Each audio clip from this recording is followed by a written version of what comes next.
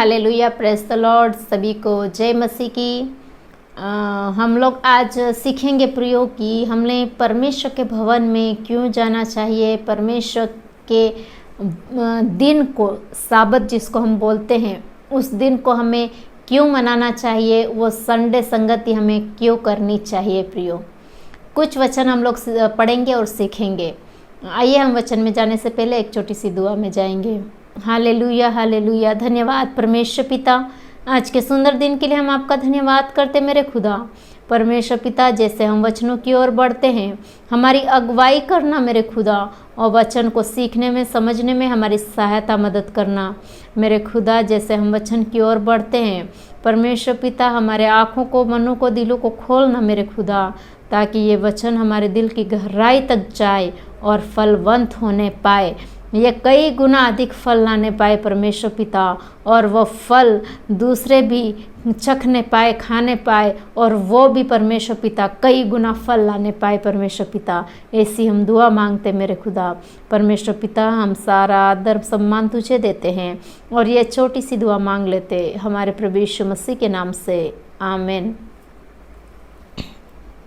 तो प्रियो, जैसे मैंने पहले आपको बता ही दिया है कि हम लोग आज सीखेंगे कि हम संडे संगति, रविवार की आराधना में जाते हैं, रविवार मनाने जाते हैं, साबत डे मनाने जाते हैं प्रियो। अलग अलग तरीके से हम अलग अलग शब्द यूज़ करते हैं, लेकिन प्रियो हम क्यों जाते हैं। और बहुत सारे लोग नहीं भी जाते हैं। तो हम लोग सीखेंगे कि परमेश्वर का वचन हमसे बात करे आज की इसका इम्पोर्टेंस क्या है, क्यों ये हमारे लिए महत्वपूर्ण है, क्यों ये ज़रूरी है कि हम जाएं। प्रियो, एक और बात मैं आपको बताना चाहती हूँ कि बहुत सारे लोग सोचते हैं आजकल ऑनलाइन मीडिया है, ऑनलाइन माध्यम है, कि हम लोग यूट्यूब से देख लेंगे, फेसबुक में देख लेंगे, इंस्टाग्राम में देख लेंगे, हम लोग वचन देख लेंगे, सीख लेंगे, बहुत सारी ऑनलाइन प्रार्थनाएं आती है वो अटेंड कर लेंगे, ऐसा हम लोग सोचते हैं प्रियो। लेकिन जितना आप परमेश्वर की उपस्थिति वहाँ चर्च में जा कर के, रविवार की आराधना में जाके, संडे संगति में जा कर के करते हो, परमेश्वर की उपस्थिति का अनुभव करते हो, परमेश्वर का आनंद लेते हो, परमेश्वर का उस खुशी में भाग लेते हो, वो एकता का जो अपन अनुभव करते हैं, वो प्रियो आपको किसी भी ऑनलाइन प्रार्थना में जो आप संडे को अटेंड करते हो उसमें आपको नहीं मिलेगी। गारंटी के साथ मैं आपको बता देती हूँ, वो जो आनंद, वो जो खुशी, वो जो एकता, वो जो अपनापन, वो जो परमेश्वर की उपस्थिति हम संडे को एक साथ मिलकर अनुभव करते हैं, चर्च जा करके, रविवार की आराधना अटेंड करके, संडे संगति करके, उस साबत दिन में होकर के हम जो करते हैं वो ऑनलाइन में हमें नहीं मिलती है प्रियो। आप कोशिश करके देख लीजिए। आप ज़रूर अटेंड करते होंगे, मन ध्यान लगाने की कोशिश करते होंगे, लेकिन वो जो अपन करते हैं चर्च जाके, वो हम लोग को नहीं मिल पाता है प्रियो। इसलिए ये बहुत ज़रूरी है कि कम से कम हफ्ते में जो दिन परमेश्वर ने ठहराया है, साबत दिन, रविवार का दिन, उस दिन कम से कम चर्च में, कहीं भी कोई से भी चर्च में जाइए और संडे संगति करिए और रविवार की आराधना में भाग लीजिए। आप ज़रूर आशीषित होंगे, आपका परिवार आशीषित होगा और आप परमेश्वर के साथ, आपका रिश्ता भी मजबूत होगा, आप परमेश्वर की उपस्थिति भी महसूस करने पाएंगे, आप खुशी और आनंद भी महसूस करने पाएंगे प्रियो। आप करके देखिए। और ज़रूर मैं जानती हूँ आप सब चाहते होंगे, लेकिन बहुत सारे लोग नहीं जा पाते हैं, इसलिए कुछ न कुछ रीज़न्स होते होंगे नहीं जा पाते। इसलिए मुझे आज ऐसा बोलने का या पवित्र आत्मा की अगुवाई से आपको ये बताने का हुआ और मैंने आपको ये चीज़ें बताई। तो आइए हम कुछ वचन भी पढ़ेंगे जिससे हम इसको और अधिक अच्छी रीति से समझने पाएँ। तो यहाँ हम लोग निकालेंगे मत्ती रचित सुसमाचार, उसका 18 अध्याय, उसकी 20वीं आयत में इस प्रकार लिखा हुआ है, क्योंकि जहाँ 2 या 3 मेरे नाम पर इकट्ठा होते हैं, वहाँ मैं उनके बीच रहता हूँ। 2 या 3 परमेश्वर के नाम से अगर हम उपस्थित हो रहे हैं तो परमेश्वर हमारे बीच में उसकी उपस्थिति लेके आता है।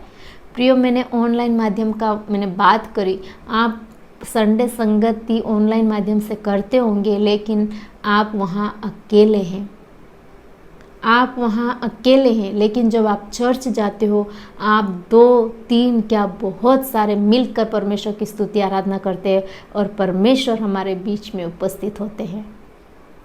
ये एक बहुत बड़ा रीज़न है, परमेश्वर की उपस्थिति हमारे बीच में होती है। दूसरा है पहला तिमोथी उसका 3 अध्याय उसका 15वीं आयत, यहाँ इस प्रकार लिखा हुआ है कि यदि मेरे आने में देर हो, अगर परमेश्वर के आने में, प्रभु यीशु के आने में देर हो, तो तू जान ले कि परमेश्वर के घर आने में जो जीवते परमेश्वर की कलीसिया है। हम किसकी कलीसिया है? जीवते परमेश्वर की कलीसिया है। हम एक इंसान नहीं है, हम कलीसिया है, हम बहुत सारे लोग हैं, कलीसिया है, एक नहीं है। और जो सत्य का खंभा और नींव है, कैसा बर्ताव करना चाहिए, मतलब हम जो कलीसिया है, हम सत्य के खंभे हैं, हमें कैसा बर्ताव करना चाहिए, हमें कैसे रहना चाहिए। उस भवन में, परमेश्वर के घराने में जीवते परमेश्वर की कलीसिया है प्रियो, वो खंभा और वो नींव वहाँ है, हमें जाना है। और वो परमेश्वर का जो जीवते परमेश्वर की कलीसिया है, वो कलीसिया रूपी एकता हमें दिखानी है, सत्यता हमें दिखानी है प्रियो, और वो चर्च में ही हो सकती है मेरे प्रियो।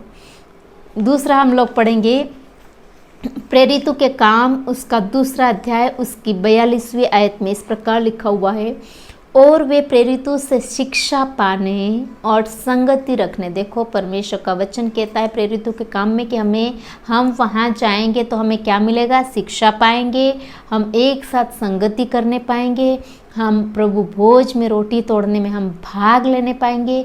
अगर हम घर पे हैं तो हम अकेले रहेंगे, हम ये चीज़ें एक साथ रोटी तोड़ने वाला नहीं कर सकते हैं।